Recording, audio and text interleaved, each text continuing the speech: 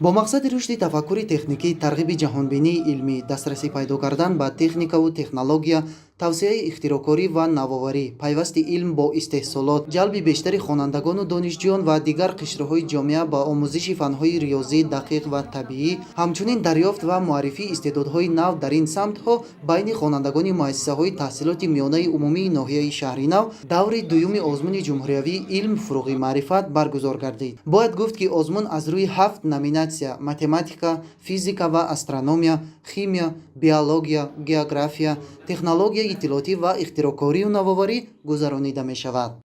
سال سوم است که من در این آزمون اشتراک میکنم، یعنی در آزمون علم فروغ معرفت از فن گئوگرافیا و در پارسال در این آزمون در دور نهیوی سزاوار جای سوم گردیدم. من امسال تیاری خوب دیده آمدم و میخواهم جای یکم را اشغال نمایم. خوانندگان با номинатсияи ихтироъкорӣ ва навоварӣ таваҷҷӯҳи бештар доранд ва кӯшиш менамоянд то дар соҳаҳои гуногун лоиҳаҳои ихтироъкардаи худро пешниҳоди аъзои ҳакамон кунанд. ҷиҳати баҳогузорӣ намудан ба дониш, маҳорат ва малакаи довталабон аз ҷониби комиссияи озмун ҷадвали садхола муқаррар карда шуда, ҳайати ҳакамон ба дараҷаи маҳорат ва истеъдоди довталабон аз рӯи меъёрҳои дар низомнома дарҷ гардида баҳогузорӣ менамоянд. تعداد خوانندگان نظر به سالهای گذشته امسال خیلی بسیار و خوب می باشد.